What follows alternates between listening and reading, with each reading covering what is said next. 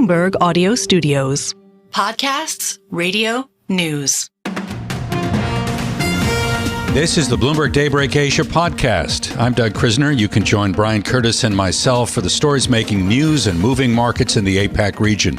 You can subscribe to the show anywhere you get your podcast and always on Bloomberg Radio, the Bloomberg Terminal, and the Bloomberg Business app.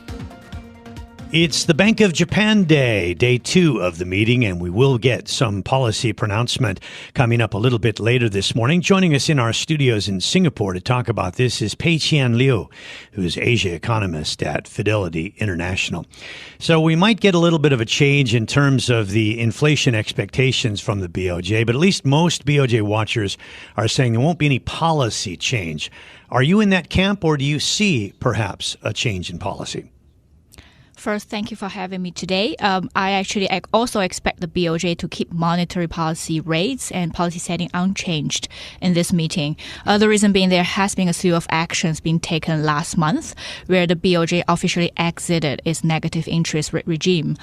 For this month, I think the focus will largely be, as you mentioned earlier, on the revision of inflation for the BOJ's quarterly outlook report that's going to be published.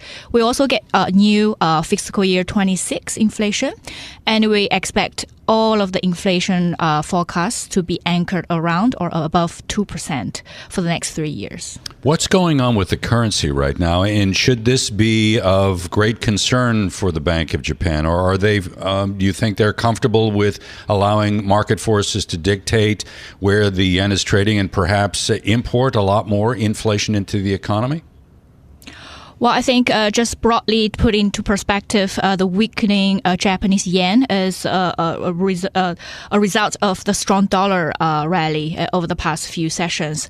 So broadly, not only the Japanese yen, Chinese yuan, and other Asian FX are also facing pressure of depreciation over the repricing of Fed rate path and also the dollar strength. So on that note, I think as long as Japanese yen is not singled out in a depreciation path, the BOJ or the MOF might be observing the pace of depreciation rather than a specific level of it. Speaking of weak yen's impact on the economy, I think definitely we're seeing more rising imported inflation that's contributing to the CPI numbers. But given that the BOJ is still firmly pushing for its reflation of the economy and trying to get inflation back to above 2% in a more sustainable manner. So I wouldn't really think that having a little bit of imported inflation is bad for the economy after all. Yeah, exactly. It sort of helps them with their objective. But it seems like here of late, you've seen a lot more discomfort coming in. The stock market hasn't responded as it often responds to a weak yen by going higher. It's been a little bit troubled. And you're hearing more and more of these threats from policymakers that they could intervene. Now, I didn't think that it would be very likely that they would intervene in these 2 days where the Bank of Japan was meeting. But then Bloomberg did a story saying history suggests that they are willing to do it. It doesn't happen all that often, but they are willing to do it. But I guess we're about ready to get this decision. So at least so far, no intervention. Going forward, who knows? Yeah, again, I think from a coordination or policy regime perspective, definitely the BOJ meeting today is worth watching out for, especially what Governor Oed is messaging about the weak Japanese yen and whether or not that affects the BOJ's forecast for inflation trajectory. So I think that will be also affecting the Japanese yen performance after the meeting, and will probably influencing the MOF's decision on whether or not they should or would be intervening in the market. You also mentioned a weak Chinese currency, and the export side of the China story has been one area of the economy that's been holding up pretty well. Do you expect that to continue? Well, I think the exports, some of what of an outperformance in the past few months is mainly driven by a resumption or resilience of the developed markets demand. So that was in line with kind of a hot data showing that the demand and export cycle is turning in an upswing. So from that perspective, I think, yes, we probably will see a continuation of this, especially with the pickup of semiconductor supply chain as well as the goods exports. But having said that, I think ultimately China's growth still should likely to be domestically driven, which is still somewhat in a gradual recovery path. So that's why in our base case, we think that China's growth this year most likely will fall in the range of controlled stabilization rather than any strong reflation driven by either domestic or external demand at this moment. So in the U.S., I know you look at the U.S. as well, GDP rising an annualized 1.6%, trailing every forecast in a Bloomberg survey, and inflation a lot hotter than expected, 3.7%. Is this still sort of in the noise category, or is this a trend now that we really have to be cognizant of? Well, I think for the U.S., our base case is that it's gradually becoming the case that soft landing becomes more likely. There are some resilience in the U.S. economy being exhibited, for example, a somewhat resilient labor market, inflation print still hovering at somewhat elevated levels. So that all gives us a signal that with this resilience, it's really the case that the U.S., the Fed might be holding its rate for a bit longer. Yeah. All right. Ms. Liu, thank you very much for joining us. Liu Peiqian there, Asia economist at Fidelity International.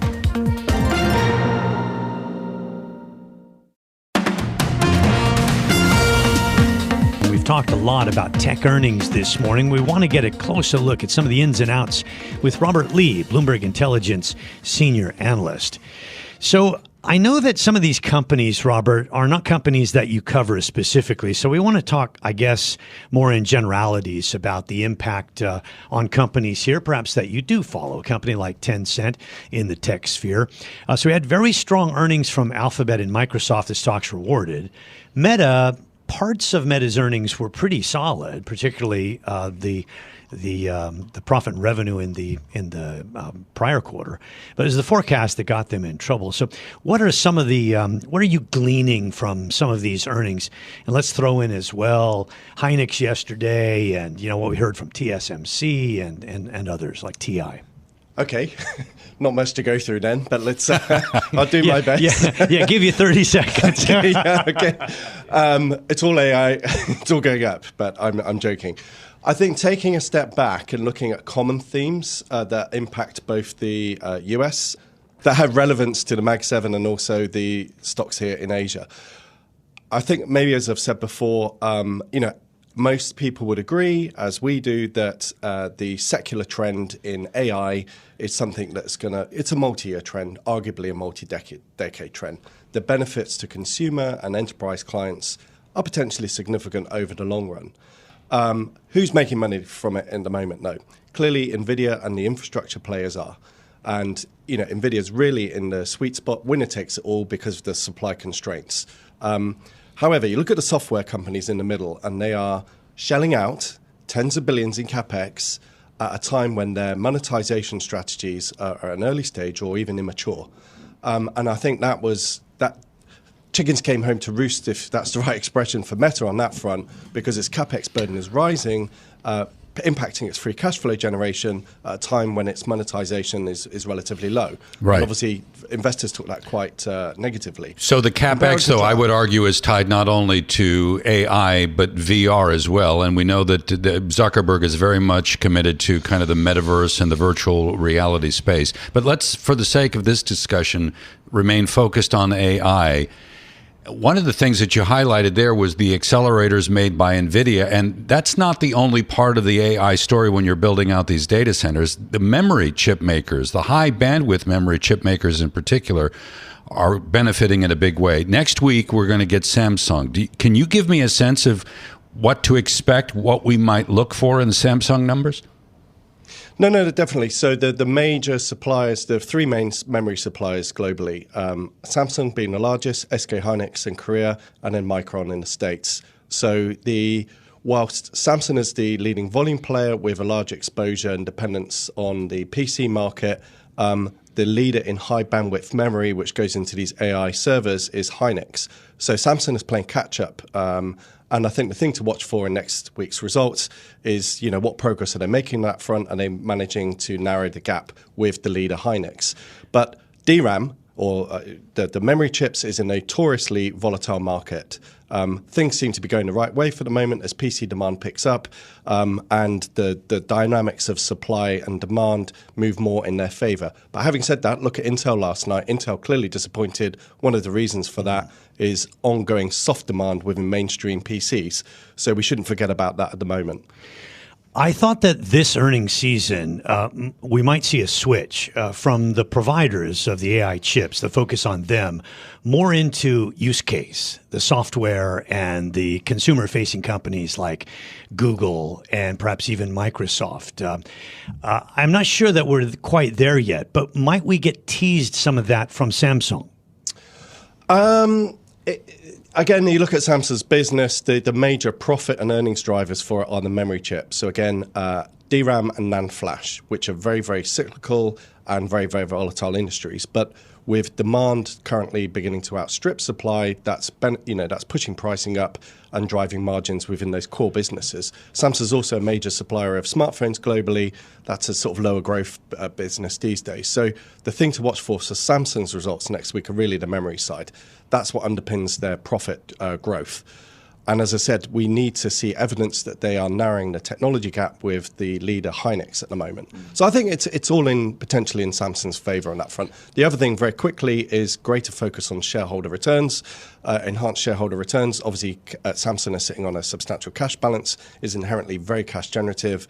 Could we see, enhancements on the shareholder return side, as we saw from Google last night with its inaugural dividend? Before we let you go, Robert, I'm sorry to cut you off there because okay. I want to be able to get your perspective on the Chinese chip manufacturers. The Huawei, I think, is coming to sharp focus given you just mentioned the smartphone market. Huawei is, I think, doing very well on that front. What do we know about chip manufacturing going on in China right now and whether or not companies like Samsung need to look over their shoulder? It's probably a little bit early days for Samsung and others to worry about the threat from the Chinese, but at the end of the day, the weight of the state is backing Huawei and SMIC being the Chinese equivalent of TSMC. So you've got a lot of national pride, a lot of strategic national long-term objectives, and a lot of money flowing into that sector. However, they have two major barriers to overcome. One is the export restrictions on the ASML advanced lithography equipment. That is going to be a multi-year challenge for them to overcome. And the yields they're generating on these 5-nanometer chips, which is the one that caught the headline at the end of last year, they look to be quite low. So they are making progress, but they're 3-4 generations behind where the US and TSMC is at the moment. Do you see the heat getting turned up in the relationship between U.S. and China when it comes to things like semiconductors, or do you see that heat perhaps being lowered in the next few months? Again, another great question. I think China's strategy at the moment is these restrictions on the lithography equipment are not impacting the mainstream. And obviously, China is the workshop to the world, isn't it? They make everything from vacuum cleaners to air conditioning units. These use mainstream chips. And China's strategy at the moment seems to be increasing its market share within the mass market, which does not suffer these restrictions. That's the strategy. At the same time, putting a huge amount of effort onto the R&D side, but that's a multi-year challenge. I know you have to run off to television, much in demand. Robert, thank you. Robert Lee, Bloomberg Intelligence Senior Analyst.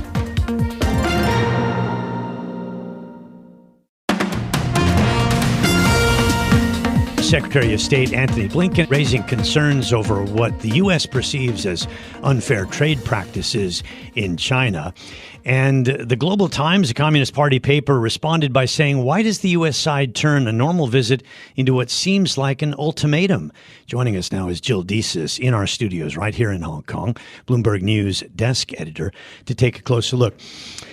There wasn't all that much that came out of these meetings yesterday, except kind of restating positions, I would say. What do you say? Yeah, Brian, I agree with you. I think that makes sense, though, here, because really what Blinken is doing here is just driving home this drumbeat of criticisms that the U.S. has been building, particularly over the last several months against China. So one is this criticism of industrial overcapacity that the U.S. has levied against China, the idea that China is exporting incredibly cheap goods around the world and creating a lot of economic imbalances. We saw this come up during U.S. Treasury Secretary Janet Yellen's trip to Beijing just a couple of weeks ago. Blinken hitting on that again during this trip to Shanghai and Beijing. The other thing, too, though, is that he's, when it comes to some of those unfair trade practices, a major point of contention is China's relationship with Russia and how much China may be, funding different, industries within Russia that are contributing to the war efforts in Ukraine. This is also, I will say, Brian, just something that came up with Janet Yellen. She sort of raised the prospect that there could be fresh sanctions on Chinese banks helping Russia in that respect. So lots going on here. It's not just Russia. The sanctions on the Chinese banks also tied to this flow of Iranian crude oil that has been going to the refineries in China. That seems to be pretty real because it was baked into this foreign aid bill. I'm sure that was talked about in this meeting, and I'm wondering I'm probably supposing that it's not going down very well in Beijing.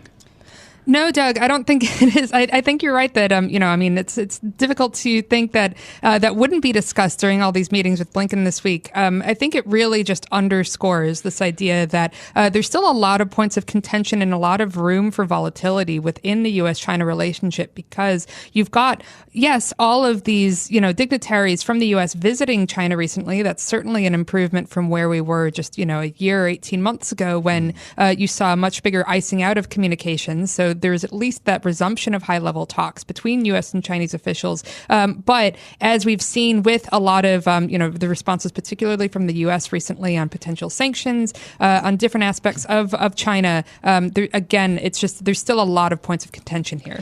Yeah, I was looking for a way to finish off our story that we wrote for the radio earlier. And it seemed that, you could say that although to a certain degree, the relations have stabilized, but the two countries are still battling over technology, human rights, trade, Ukraine, North Korea, and the Middle East. So I was curious what Jill Disis thinks is what's the sorest of the points? I mean, I think at this point, really, a lot of those issues over tech and national security in particular are very, very difficult. I'm looking over the last year where I think the Biden administration has been the most effective in really crimping a lot of China's ambitions is on some of those technological issues. I mean, we've seen some fairly effective sanctions on chip makers and, on chip supply chains directed at China that I think have really created some pain points. Obviously, China has found some ways to sort of work around those things. We saw that, big Huawei phone launch last fall that was, very successful. But it's very clear, especially when you're seeing this brought up in Xi Jinping, addresses and things by other Chinese leaders, that this idea that, China is very concerned about ways in which it sees the U.S. as, really, really crimping a lot of its technological ambitions. And I think that's a particular sore point. Crippling technological innovations, perhaps, but certainly standing in the way of a lot of what Beijing would like to do in the South China Sea. I think we can agree on that as well, don't you think? Definitely. I mean, look, I think that, military defense issues are certainly a major sticking point here. I mean, it's really, you have to go back to Nancy Pelosi's visit to Taiwan when she was U.S. House Speaker, really kicked off, quite a bit of anger from Beijing. I mean, just a few months later, we had the alleged Chinese spy balloon flying over the U.S. that actually iced an earlier trip Blinken was supposed to take to China last year. I mean, yes, it's very clear that I think, anything involving the U.S.'s support of Taiwan in particular is going to be a major sticking point with Beijing and create some additional volatility there. In our BN story on this, we didn't mention about a possible meeting with President Xi Jinping. Is that seemingly now off the table, or might it happen today? I think, Brian, we're really not going to know until really the last minute here. I mean, it's certainly possible. And remember, Blinken did meet with Xi last year when he was in town. So, there's certainly precedent there. I'd say it's still floated as a possibility, but it may not be until quite late this afternoon that we actually get some kind of confirmation on whether that meeting is actually taking place. Okay, Jill, 30 seconds. Did they talk about TikTok? I mean, certainly, like, it's got to come up, right? Like, I mean, when you've got this massive, U.S. legislation that's just passed, 270 days to divest or to leave the U.S. I mean, again, another really just underscoring a lot of that major points of contention there. Yeah, they went to a basketball game the night before. I mean, yesterday was the first full day of meetings, and that's kind of interesting. So Antony Blinken getting a little culture there in China. Jill, thanks so much for joining us here in our studios. Jill Disis, Bloomberg News Desk editor. This has been the Bloomberg Daybreak Asia podcast, bringing you the stories making news and moving markets in the Asia Pacific. Visit the Bloomberg Podcast channel on YouTube to get more episodes of this and other shows from Bloomberg. Subscribe to the podcast on Apple, Spotify, or anywhere else you listen, and always on Bloomberg Radio, the Bloomberg Terminal, and the Bloomberg Business app.